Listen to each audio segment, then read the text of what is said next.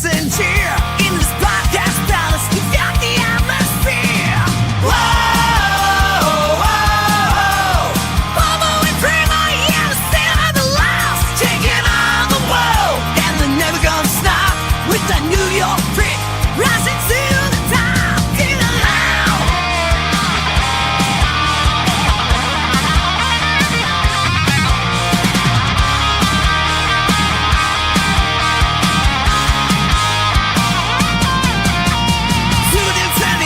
Feel electric sound with every single word. You never gonna frown. From the midline giants to the Madison Square. Bobo and Cramer, yeah, this man begin it air. Whoa, whoa, whoa. Bobo and Cramer, yeah, the sit up the louse, taking on the world, and they're never gonna stop with that New York grit. They're rising to the top. Get alive. Play the legends play. Bobo and Cramer leading the way. Raging plastics loud, shout it out loud. In the Bessie in the house, we're rocking the town. In the Bessie in the house, we're rocking the town.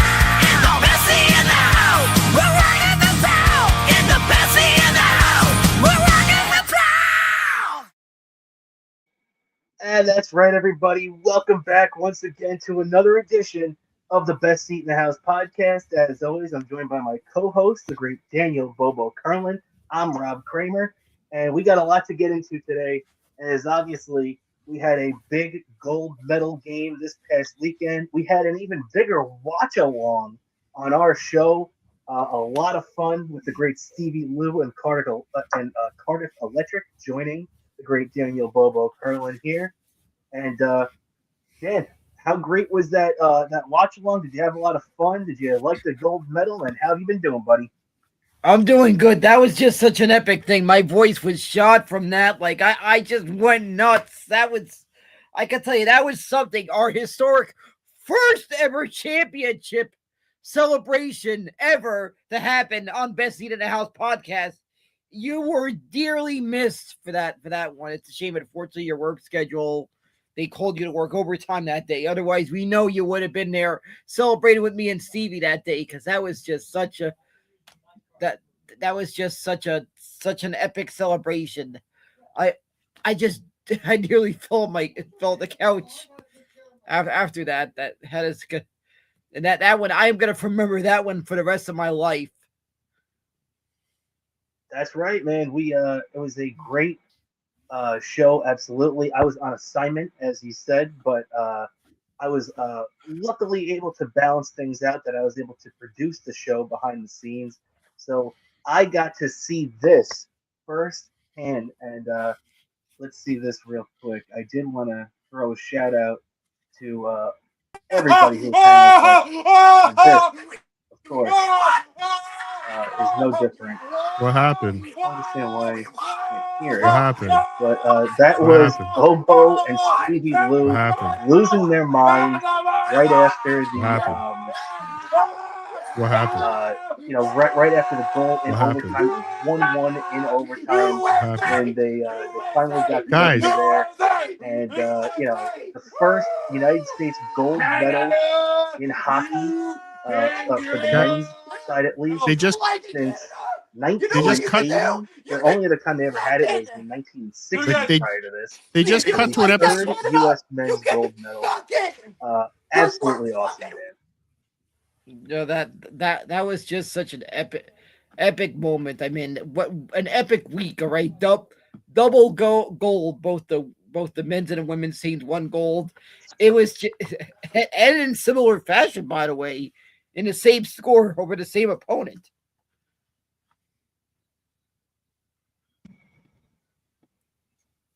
Yeah, sorry, Dan. Looks like my headphones cut out on me. Give me 1 sec. I'll be right back with you. You hold the fort down. I'll be right back. Yeah, hold on a second. Yeah, just due to technical difficulties, please standing by. Things are being fixed. But yeah, I am still stoked about that whole championship. There we go. That should be better now. But yeah, awesome championship run, though, right, Dan? Yeah, that was just such an awesome championship run. That was just playoff hockey in 2 weeks, and I was just that it it's still supposed to be that we actually did it, and I can tell you now comes the part where I seek an autograph of Jack Hughes on a copy of a photo of that moment.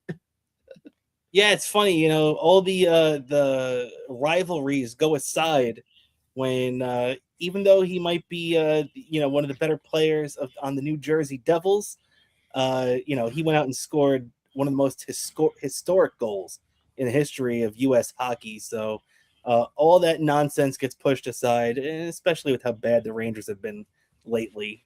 So that does kind of make it a little bit easier. And the Devils stink too, to be honest. So that rivalry is kind of on ice for a little bit right now, so to speak.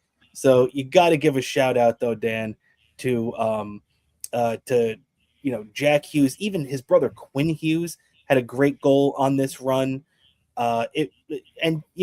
Also too, the Rangers head coach Mike Sullivan is the coach of it. Our captain JT Miller is on this team. Vincent Trocheck.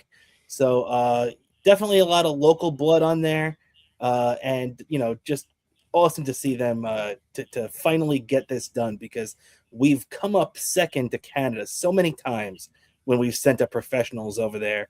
And it always ends up coming down to the final minute. We all remember all the way back in 2010 when Sidney Crosby scored the golden goal that sent us home from Vancouver with the silver medal. And now, 16 years later, we're finally able to avenge that.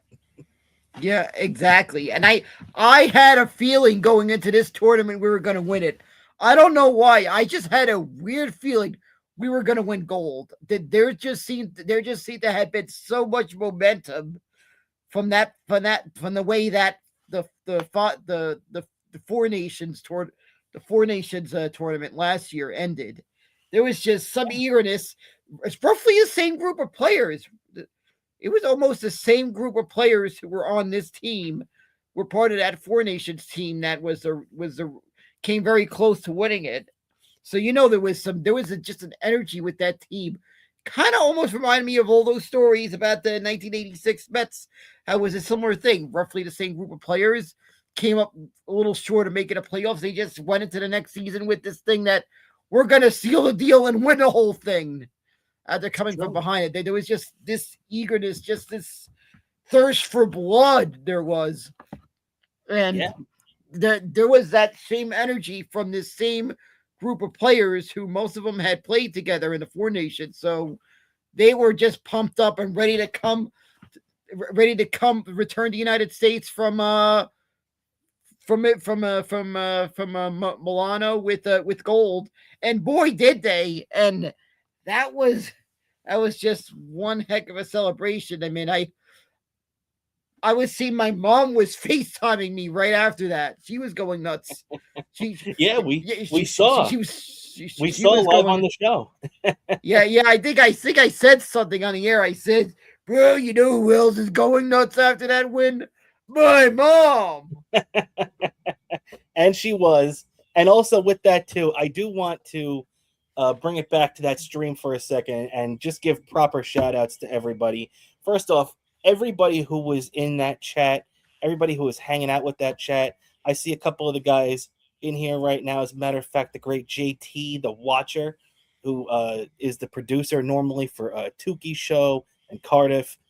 Shout out to JT. I always like hearing JT on those shows. And it was very cool to see him in our chat hanging out. And once again, hanging out here with us. Thank you, JT. Also, Tommy Jordan in the chat. Shout out to Tommy Jordan. But I also did want to give a shout out to Stevie Lew, who hooked it up and brought you over there. Don't forget Stevie, who brought you over to his studio over there at his house. And we had him. So Stevie Lew on Venmo, Stevie Lew 12. Make sure to donate to him if you appreciate that.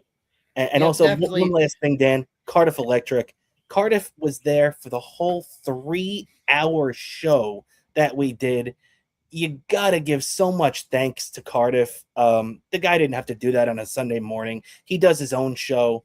A lot of the time. I know he also jumps on with Blind Mike in the morning on Sundays. So for him to hang out with us on Sunday morning for 3 hours was just so cool of him, and so cool of Stevie. So thank you so much, guys, and thank you guys for hanging out in the chat too. We were overwhelmed with how great everything went and how fun it was. Yeah, that was a fun, and of course, extra thanks for Stevie Lew for filling in for Robert yesterday on Sunday. Got to give props to that. Everyone did an amazing. Everybody did an amazing job joining, and all of you who were watching this, thank you all for watching that stream. Thanks to Cardiff for who was our guest for that stream. Everyone who made it happen, big thanks. That was just such a fun one, and hopefully in a couple of months we'll be seeing a Knicks championship one, which I'm pretty sure this time both parties will be available for present in the same room for this one. I think you're right about that. We'll have to be doing another watch along for that too. So so cool. A lot of it was a very Dabbleverse themed Sunday morning, and that was very cool. So shout out to all the guys in the chat. Shout out to everybody that we just mentioned. We really appreciate everybody who played any kind of role in hanging out with us on Sunday morning. And but just the coolest thing of all, Dan, was seeing the U.S. get that victory, win their first gold medal in 46 years. As we said, it was Jack Hughes who scored the game winner in overtime to clinch the gold. And now that I feel like the most accurate thing that I've heard since then, too, was the Rangers were practicing today. Everybody was gathered back at the Rangers practice facility, and the Rangers captain said this: the party's over, and he's 100% right, because it was a big party over there in Italy, winning the gold, bringing it back here, coming back celebrities, talking to the president, going on all these shows and everything, as they rightfully should. They deserve to have that kind of hero's welcome back here. But JT Miller put it perfectly when he said the party's over, because now it's almost back to reality, Dan. We got to remember, we're picking back up in this season right now where the Rangers are dead last in the Eastern Conference. And it's not even close. They're a good 8 points behind the team that's in front of them in the East. So we are far and away one of the worst teams in hockey right now. And it's going to be interesting to see how things go from here, Dan. Do you feel like hockey's over in a way right now? Or is there any part of you that's excited for this, for the Rangers to be back now? Well, I kind of feel like a lot of the part of the season that was fun was over, because it's like now I have to see through the sadness of seeing our favorite team in a situation where 2 years in a row not making the playoffs, and hopefully building toward next season and beyond for better years ahead. I'm hoping to build to, and it's mostly just going to be, at this point, just going to be a lot of looking at what we got and who's making progress toward next year, and where we're going to place in the draft. It could be a situation where I'm gonna be watching the NHL draft, and I'm not gonna. It's gonna be very quick. What I when waiting for our team to make the draft pick, could be right in the beginning, just a couple of minutes, and we'll get to see who's gonna help speed up the retooling process. The thing is, though, too, Dan, I can't even get excited about the NHL draft or anything, especially when we've seen what the Rangers have done to all their first-round picks. The Rangers ruin every young draft pick they get, including Alexis Lafreniere, who looks like a shell of a player he was a couple of years ago.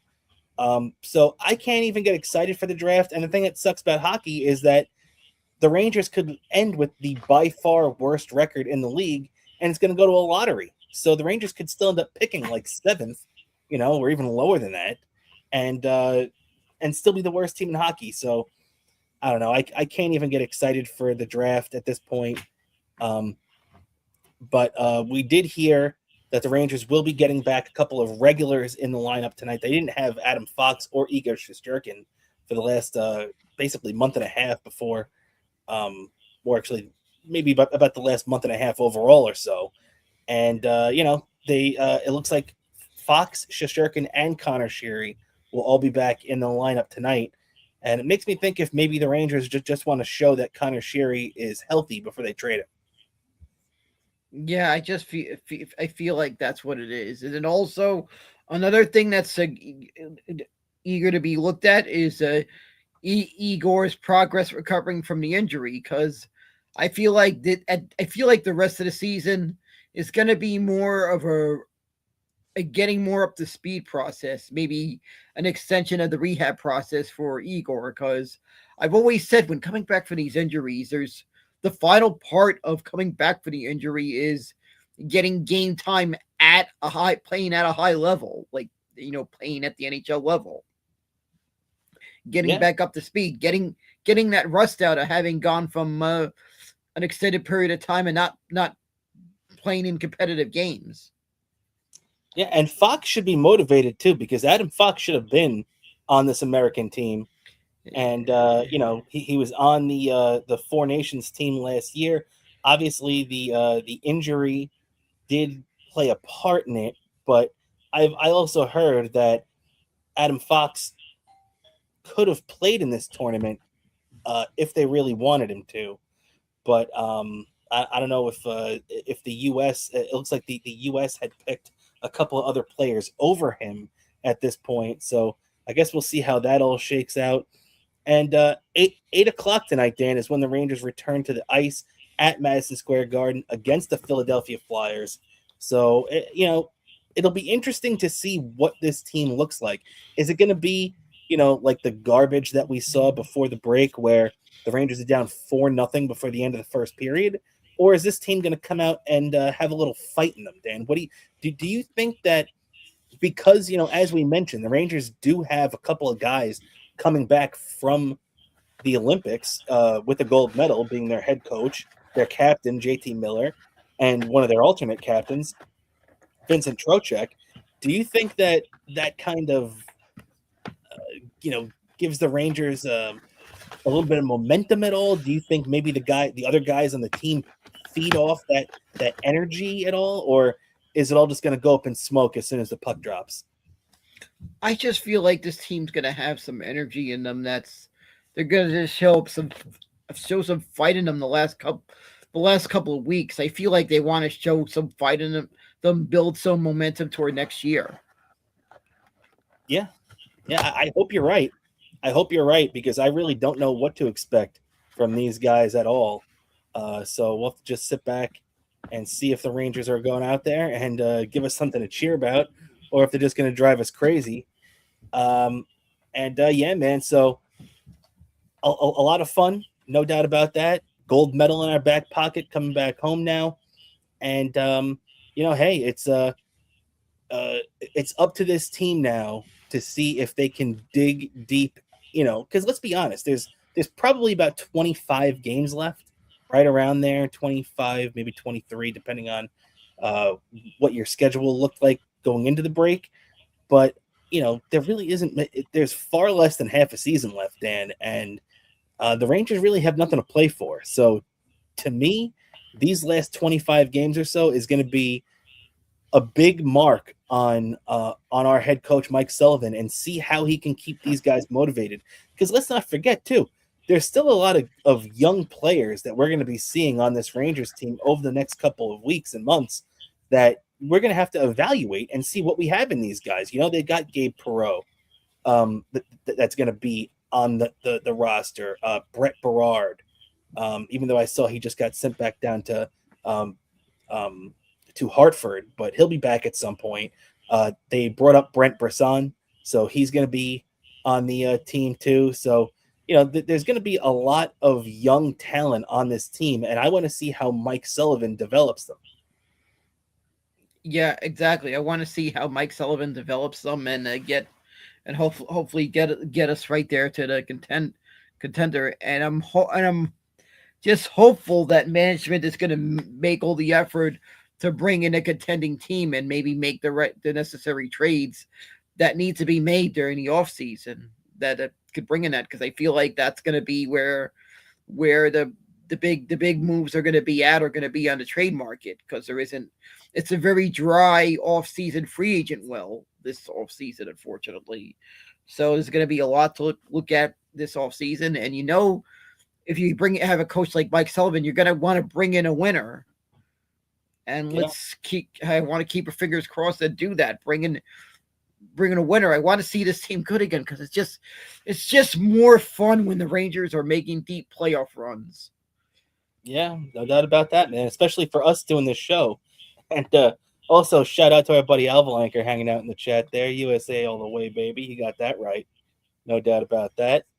And yeah, man. So I think that's just about going to do it for us on the hockey to kick things off here. Congratulations once again to the U.S. on the gold. And now, Dan, if you watch this show, normally, then you know that one of the big things that we always talk about, regardless of the time of year, is baseball. And right now, let's jump into a little bit of spring training baseball, Dan. As I was actually kind of surprised today. So the Mets end up playing the Astros today in West Palm. They beat them 5-0 on the road. Solid spring training win. Not too much to take away. Not too many no's. Although Marcus Semien did hit his first home run in the spring. We also saw a 3-run shot from Tyrone Taylor, which was nice to see. But the thing that really stood out to me, Dan, is that Nolan McLean, the young ace that is the apple of every Met fan's eye at this point right now, went out there today, and at a stage in the spring where, let's be honest, it's still only February 26th. We haven't even hit March 1st yet. And this guy, at this stage where most pitchers are only going 1, maybe 2 innings at this point, Nolan McLean went out there in his first appearance of the spring and threw 4 innings. I know it doesn't sound like much, but when you take into consideration how they normally do things in spring training, it's very abnormal for a guy to go 4 innings off the bat. Now, we do have to factor in that he's going to the WBC, so I'm sure he stretched out a little bit earlier than he normally would, so I'm sure that played a factor in it too. But what did you think, Dan? Did it surprise you when McLean went 4 innings today? That surprised me. I was expecting 3 innings. Like, I'm listening to this game because it was a radio feed only. There was only a radio feed, so I'm listening to radio feed, and I'm expecting 3 innings, and it's just 4 innings. That kind of surprised me that he went 4 innings. But then when I looked up all the circumstances, I mean, spring training started a little earlier because of the WBC and McLean's pitching in the WBC. So I feel like it does kind of make sense that kind of the pitchers in the WBC might be ramping things up a little earlier. So there's that. But even without that, that totally surprised me. 4 innings. He pitched 4 innings. Yeah, it was definitely surprising. It was good to see, though, I guess, letting him get stretched out a little bit, especially knowing the WBC, he might be coming out of the pen more. So it'll be interesting to see how he's handled there by the American manager over there, who I don't even know who is the manager of the USA team. Then do you know? I don't even know who it is. I gotta look that up. But we'll find that out. And so Nolan McLean, yeah, he had a good start today. I also heard them talking to Marcus Semien after, and he talked about how great it was to play behind a guy like Nolan McLean, who works quick and he's efficient with his pitches. So it's nice to see, the defensive players on the Mets taking note of what a pleasure it is to pitch or to play behind Nolan McLean, Yeah, exactly. And I just feel like McLean's just he's gonna have I just have a feeling he's gonna have a monster year, and it's gonna take Queens by storm, the same way that we saw like Matt Harvey a couple of years ago and DeGrom back in the day. I just have a feeling there's just gonna be big things that McClain is going to be Nolan McClain is going to be a big part of the story of the 2026 MLB season.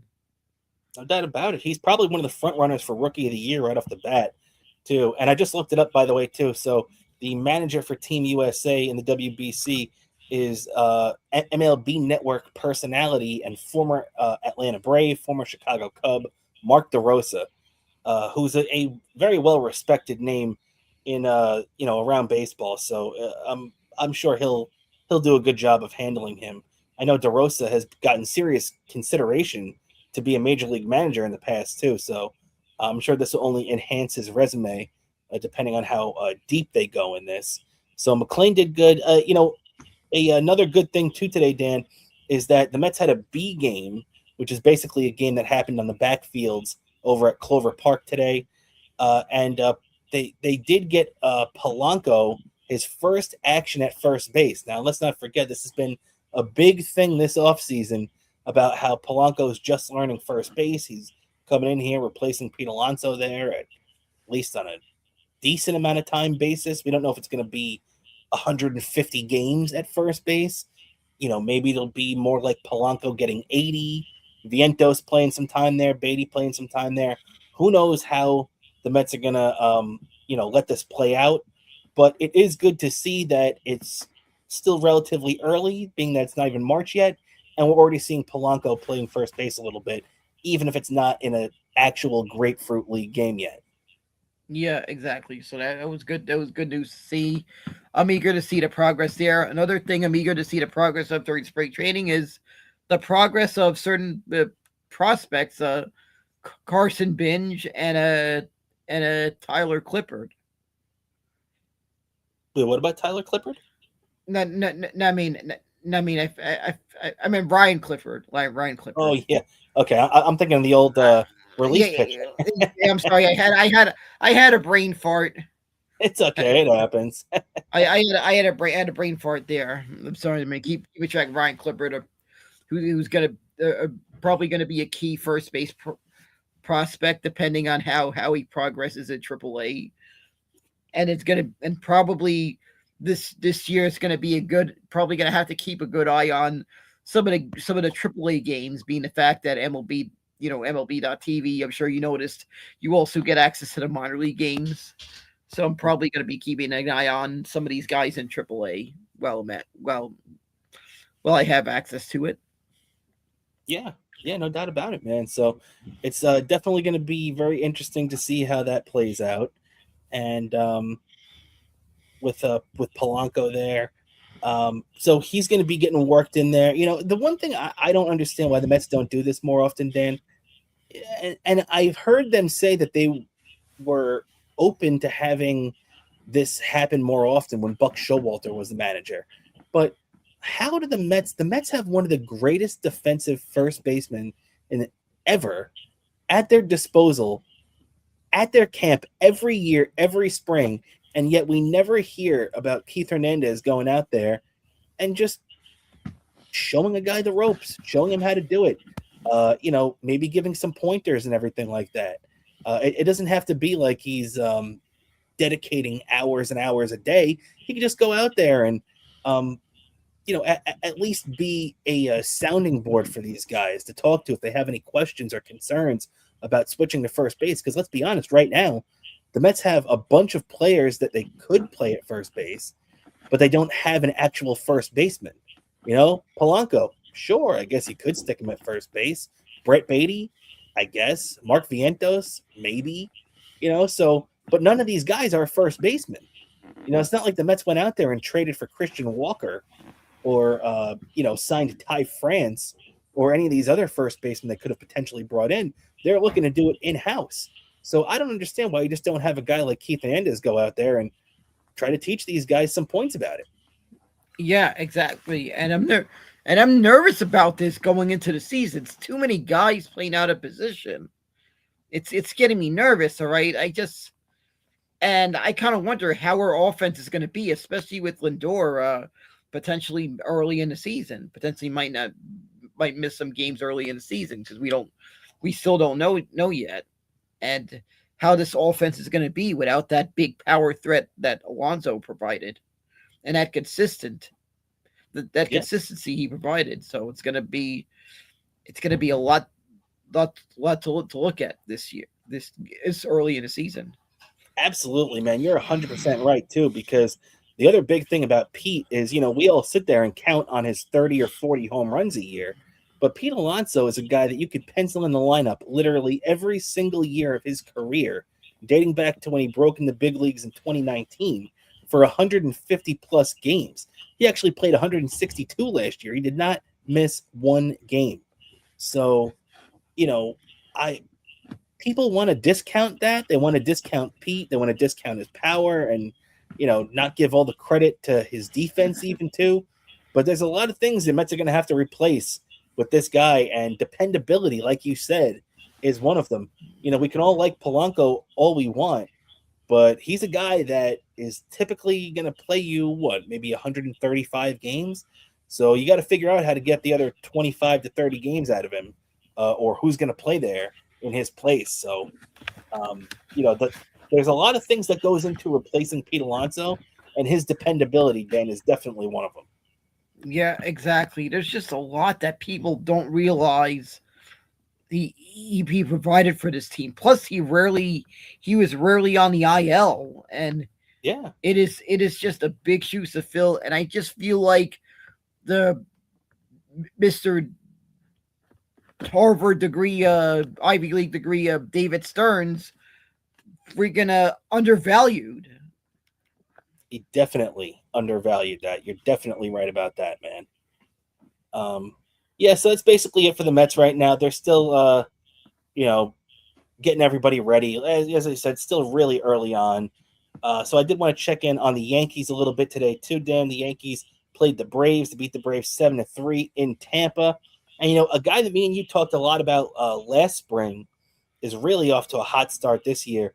And that's Yankees center field prospect Spencer Jones, who went out there and cracked 2 home runs. He's off to another hot start. He hit one that went completely out of the stadium in Steinbrenner Field, though, in Tampa, too. So this is a kid that's definitely got some pop in his bat.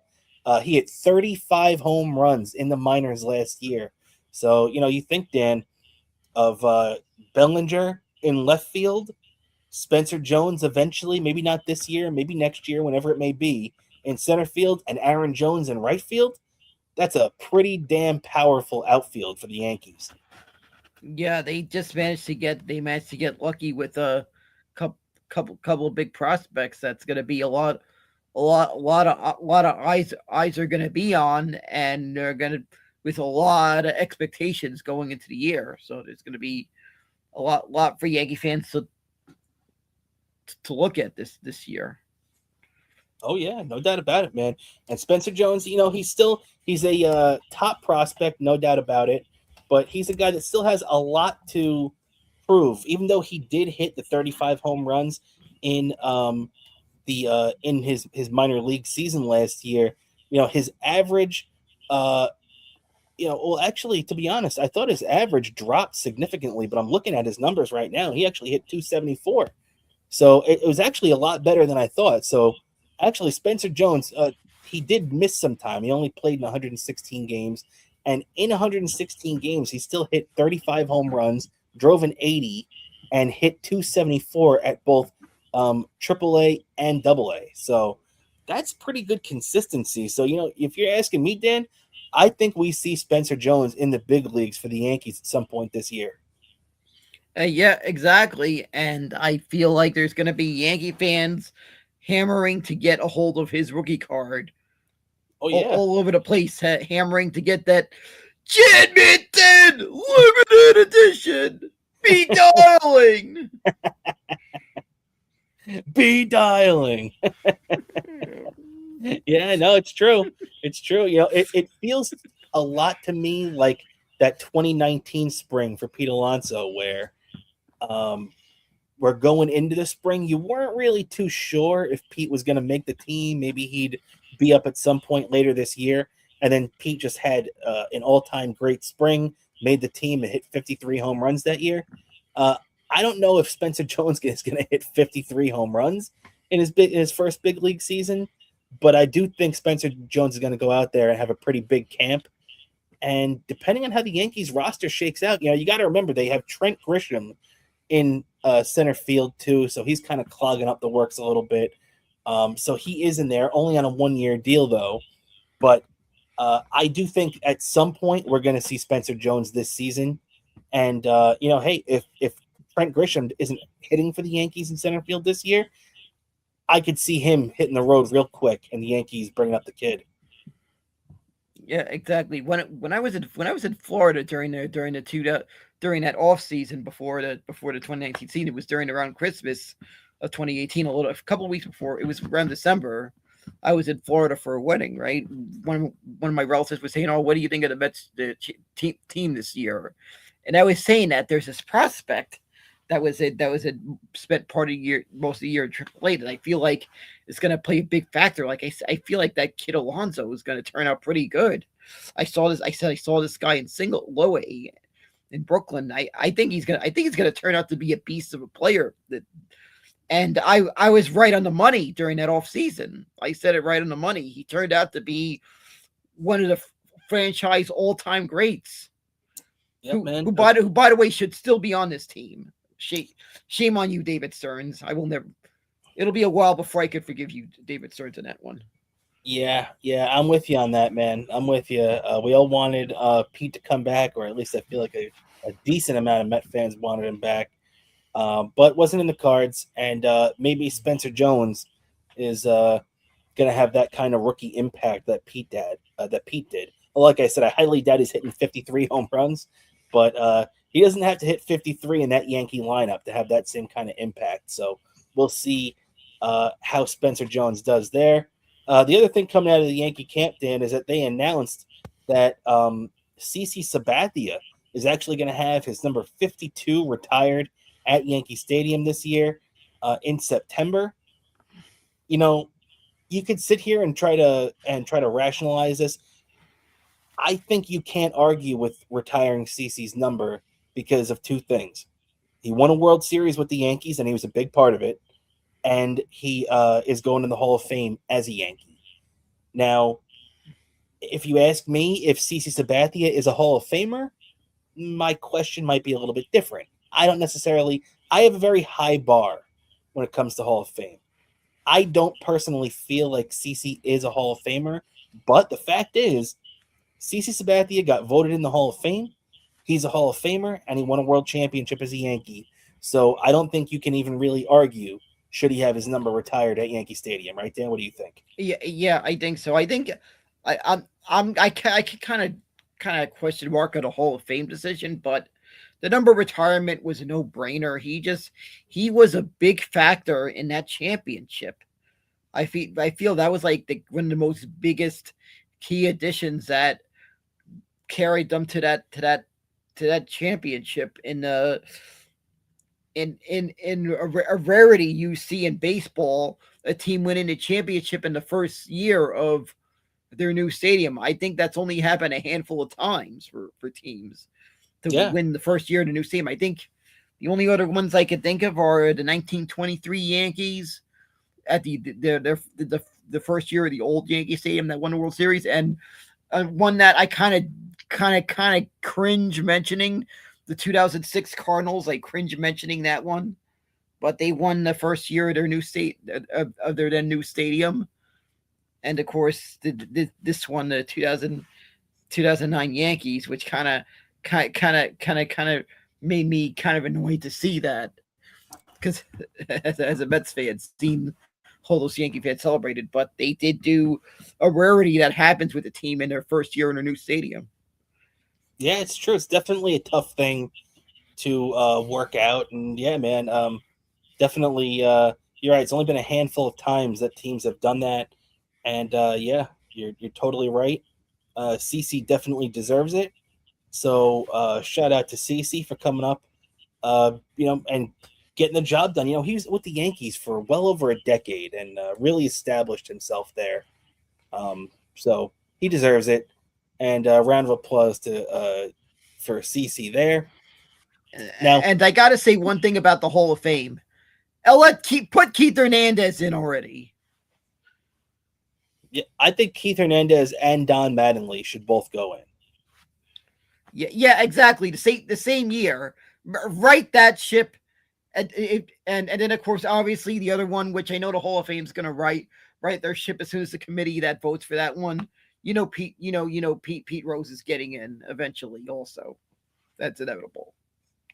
Yeah, eventually, I agree. Especially now that he passed away, I think Major League Baseball will eventually do the right thing and put Pete Rose in. And yeah, you're definitely right about that, Dan.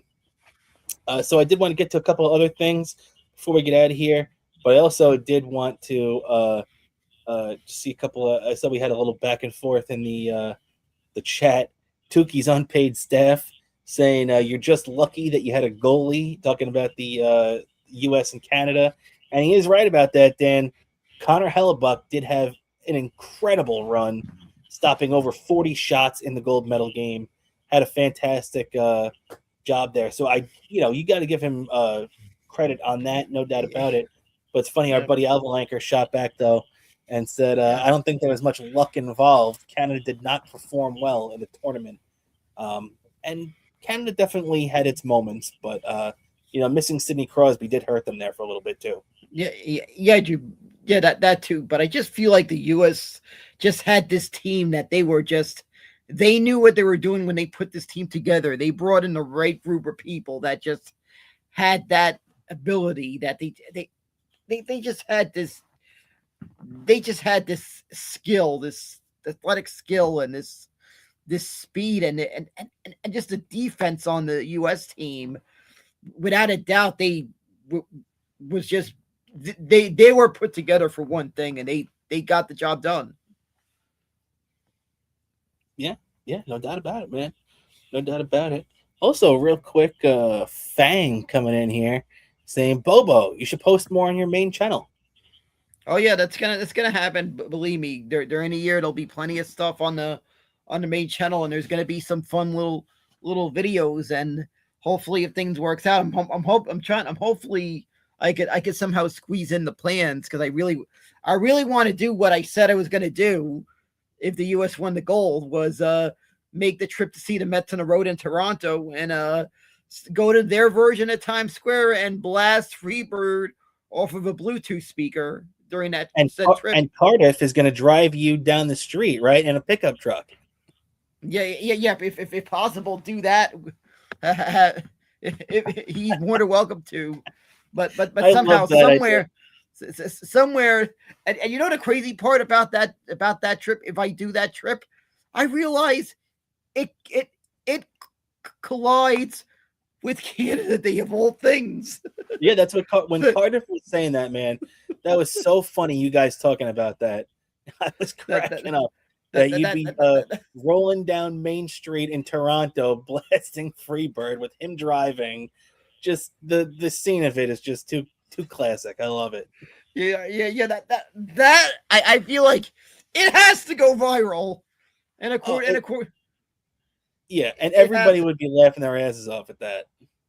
Yeah, exactly. And also, I just have to also say, of course, obviously, that same trip to Canada, I'll of course visit the Hockey Hall of Fame, which I've said, without a doubt, if I'm there in the same city as the Hockey Hall of Fame, I'm gonna definitely visit the Hockey Hall of Fame if I make that trip. It's a must. Yep, exactly. I gotta check that one off my bucket list. You got that right, man. And all right, so just getting back on track here, because I was just cracking up at that. Couple of other things before we get out, Dan. We got the Knicks to cover, and a little bit from the NFL Combine, which started earlier this week. So I did want to cover the Knicks. The Knicks got blown out by the Cavs the other night. Look, I still think the Knicks are one of the better teams in the league, but I'm starting to get worried, Dan, that the high point of the season was the NBA Cup. Because even though, look, the Knicks are 37-21, they're a very good team. They're one of the better teams in the entire NBA, but they got smacked in the mouth by the Cavs, and this game, a 15-point loss. They got dropped by the Detroit Pistons by 30 points twice this season. They got swept in the season series by the Detroit Pistons. And I don't know. I'm starting to get this ominous feeling around this team. Is there anything that worries you about the Knicks as we continue on right now, Dan? I'm just getting a little nervous right now. I'm just getting nervous. I'm just hoping that this team doesn't burn out, because the whole up until this point of this bad little stretch, they were really on fire, and they need to wake up, get going, start going on a big winning streak, go into the playoffs on a high note, and to carry that momentum. Because I'm telling you, I'm getting nervous the whole way, and I will just be devastated. It'll be a big letdown. Anything less than the ultimate goal. Because I feel we've been there, we've been close to it. We've lost in a conference finals, we've won conference finals, lost in the NBA finals. I feel this time we need to actually achieve that ultimate goal this time, because we've been there. Because in the end, if you ain't, as Ricky Bobby said, you ain't first, you're last. At this point for the Knicks, there are a lot of times where I would argue that is not the right way to look at it, Dan. Like if you're talking about the 2024 Mets, you could look at that as like a situation where if you're not first, you're last doesn't really make any sense, because the Mets still had a great run, right? I totally think that is 100% accurate, though, when it comes to the Knicks right now, because they've set themselves up for this situation where the only place that they can go right now is up, especially when they fired Tom Thibodeau. You immediately put a target right on your back that says, if you don't do better than you did last year, which the Knicks made it to Game 6 of the NBA of the Eastern Conference Finals last year, the next step up is at least getting your ass in the NBA Finals. And if they don't make that, they are really going to get a lot of bad press because of that. And the thing is, too, Dan, that worries me this season is that we have seen a very different Karl Anthony Towns than we got last year. When we saw Karl Anthony Towns last year, I could not understand why the Minnesota Timberwolves traded this guy. This guy was off the charts, out of this world, 24 points, 12 rebounds every game. He was money when you needed it. He was hitting threes like it was nothing. This year has been a complete reversal. He still had his good games, and he's still been a valuable asset to this team. But he has not been the difference maker that he was last year. And one of the things that I've noticed, we said this about Jalen Brunson and the Knicks a couple of years ago, where as Jalen Brunson goes, the Knicks go. That's what's going to happen. That is what happens right now with Karl Anthony Towns and the Knicks. When he has a good game, they're gonna win. When he has a game like he had against the Cavs the other night, where he played 29 minutes and only had 14 points and 7 rebounds, then the Knicks aren't even going to be able to be close. They got blown out in that one. And that's kind of what it feels like to me, Dan. It feels like Mike Brown has to find a way to get Karl Anthony Towns on track. And he just had a good little 4 or 5 game stretch where he kind of looked like the old Towns from last year. But it's been very few and far between this year. And Mike Brown has to find a way to pull that cat out of the bag, so to speak, before the playoffs start, or we're going to be in a lot of trouble. Yeah, he's got to wake up. I don't know what I got to do. Do I got to put some whiskey or rum in the offer to Jabu and carry some momentum, because it's gonna be a lot. I don't know what I'm gonna have to do. Am I gonna have to drink a couple of those green shakes? I'm looking at the living room the living room grimace here. Am I gonna have to drink some of those green shakes? Are you saying that? You're saying that you're guaranteed the machine will work? Okay then. The living room grimace says that if the machine works, the shake machine works, the Knicks will be fine. Take it from the living room grimace here, or or Wait, so executive producer. he's saying if the McDonald's shake machine works, then the Knicks are going to be good. That's not a good sign, Dan, because the shake machines never work at McDonald's. Yeah, I know. He's a the Grimace gets a little nervous energy, but he has faith they're gonna work. All He has right. faith they're gonna work when I go get a green shake in March. All right, one of those Shamrock shakes. I like it. There we go. And I hope he's exactly. right. Yeah, I hope he's right. Usually the living room Grimace is right, and he just there seems to be a bit of calming factor seeing this guy's face in a living room. They're gonna need it. Get that right. Yeah, because let's face it, nothing can kill the Grimace.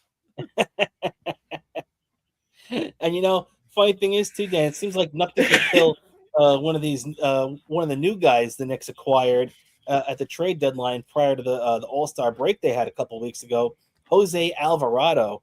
This guy just really has added an edge that I've really liked. He's a very competitive guy. I feel like he's got that New York attitude to him a little bit.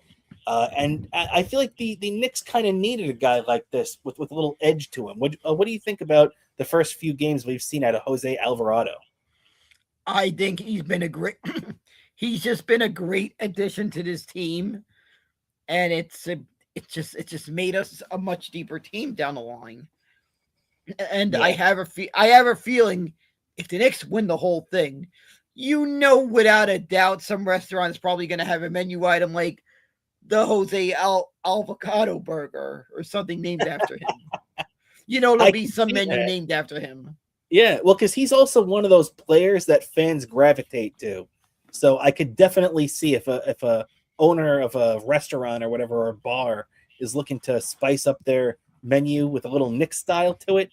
I think you're right about that. I could definitely see a little Jose Alvarado Avocado Burger. You're definitely right about that. He's been a great addition to this Knicks team. I still don't trust him too much from beyond the three arc there, but still he's been a very impressive player to see. Also, Dan, so that's going to be tomorrow. Now is the next game for the Knicks. Knicks at Bucks in Milwaukee. Knicks, as you can see, 37-21. Bucks are 26-31. The Knicks should be able to go in there and handle their business, but the Bucks are always going to be tough, especially with Giannis back in there now. Yeah, it's gonna be an interesting game, but I just really feel like the Knicks are gonna come out and win this one. It's my gut feeling, and I can tell you this season, I'm either gonna be jumping off my couch celebrating victoriously, or I'm gonna be somehow. It's going to be somehow a miracle that the TV in the living room did not get damaged.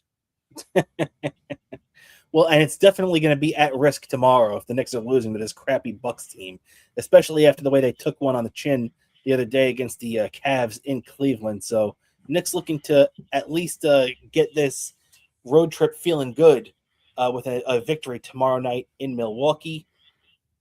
And so we'll have to see how that whole thing plays out over there.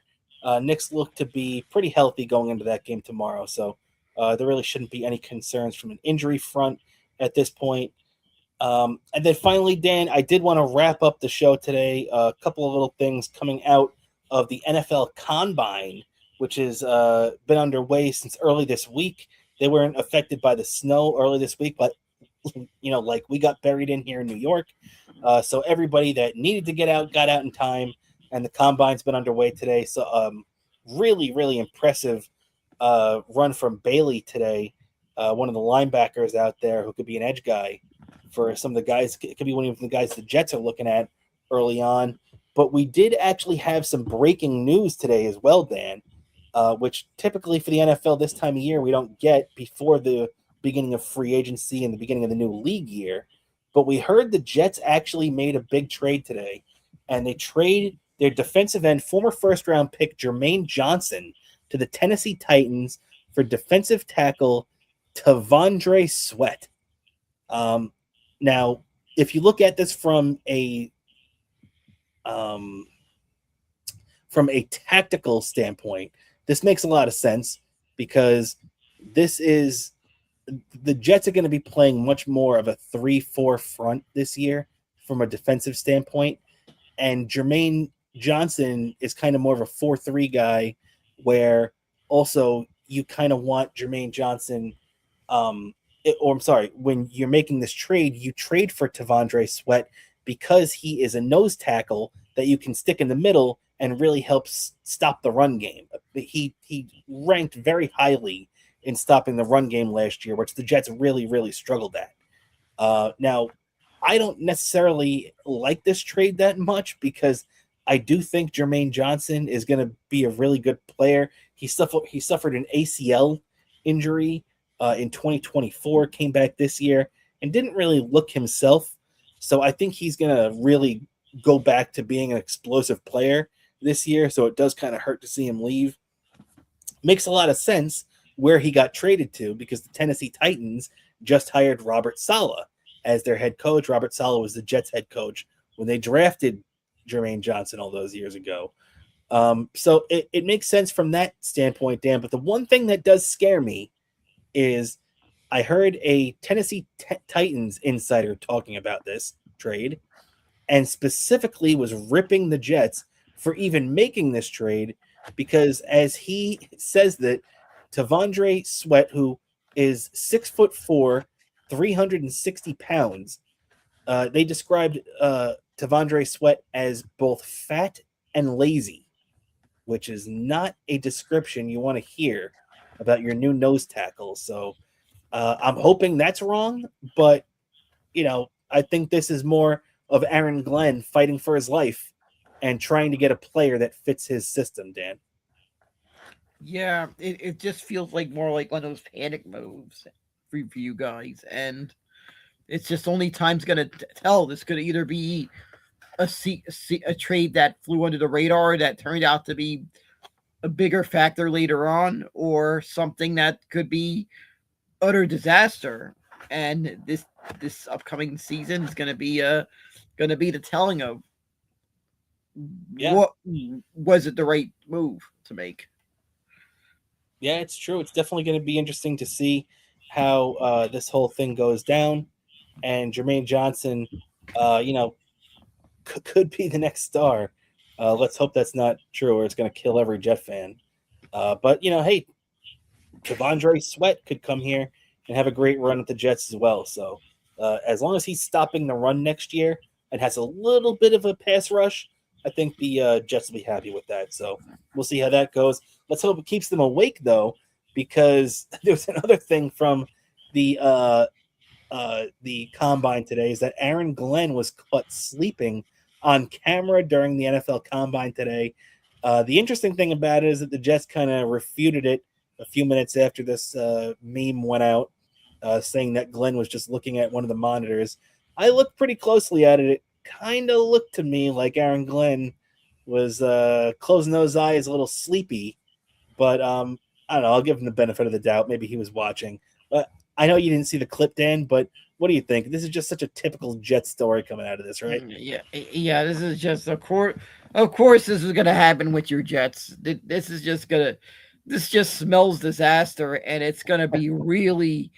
If the Jets have a terrible season like they did last year, probably even worse, it's gonna become a real big meme on social media. Even right now, this meme is probably going to be similar to that meme when remember when Anthony fell asleep on camera. I feel that's what could happen. That's true. I could definitely see that. Yeah. So that's just a typical Jet thing, Yeah, exactly. And that actually a little fact. Of course, I'm just joking about it. All respect to Anthony, but there was one time I was visiting the studio. Right, moment before the show, Anthony was passed out on the couch. Of course, obviously, turned out what happened was he maybe had a couple of too many drinks with Gino that day before the show. Is what happened. Wait, but yeah, was this one of the afternoon shows at Compound? Yeah, I walk in a building. I was afraid to take a picture of this because I don't want to cause any disrespect. Even though Yeah, when I you saw the way the even though the way he joked about the show is, maybe I should have took a picture and held it in reserve. And then once I saw that Anthony just was making fun of it and Joe having a laugh over it, then maybe it could have been something that they could have used as memes, or funny photoshops. Because I swear it was the weirdest thing when I walk in and it, what, what's up with this? This is like almost like 10 minutes before the show, and I'm seeing is he gonna wake up on time? Like, should I say anything? I said no. Let's let him get up on his own. But that's so but just seeing this was like totally something I did not expect to see moment before the show, and Anthony's just there passed out on the couch as I walk in, that little lobby before I get into the studio. It was the weirdest thing seeing that. hanging out with Gino at a bar for a little while, that could do that to you. I get it. I get it. So that's hilarious. Little insight there to compound. But Dan, I can't believe it. I think that's just about going to do it for us here on the show today. Before we get out of here, anything you'd like to plug for yourself? Sure, I gotta plug my X account Bobo103NYC and Instagram Bobo718DK. Same username on Trez for all your content. It's one word. It's one word. Daniel Curlin on YouTube. You can see all your Bobo content there. And of course, remember, you guys get subscribe to our Patreon, which is only $5 a month. You get 8 days. You get to access to my YouTube videos 8 days early access. So you get all that good stuff for $5 plus Trackside Minute, which, by the way, I'll film the Trackside Minute a little later on. You'll have the Trackside Minute wrapping up the stuff that happened at Atlanta, which is a lot of stuff the last couple days. But you have all that stuff for $5, less than the cost of a round trip on the subway. So that's true. It's not bad of a deal. And you can thank Cardiff for the reason why Bobo's YouTube will now be released 8 days early, because as he said on our stream on Sunday, that hey, everybody else does the whole week thing. You could be the first to be the guy that does 8 days early, and Bobo thought that was a great idea and ran with it. So I love that, and I think it's a great idea. Shout out to Cardiff. If you want to support him, patreon.com/Cardiff Electric. He was electric for us on Sunday, no doubt about it. We appreciate him chilling with us that day. Also to the great Stevie Lew on Venmo. Don't forget to take care of him. That's our boy right there. So, Dan, that's just about going to do it for us on the show today. So, for my co-host, the great Daniel Bobo Curlin, I'm Rob Cramer. Don't forget to check out our Patreon, patreon.com/Best Seat in the House podcast, where we will be with you next on Sunday for our normal show on Patreon. So, thank you, everybody, for hanging out with us tonight. We will see you this weekend. And the Rangers are just about to drop puck right now against the Philadelphia Flyers. So we'll leave you with a Let's Go Rangers. Have a great weekend, everybody.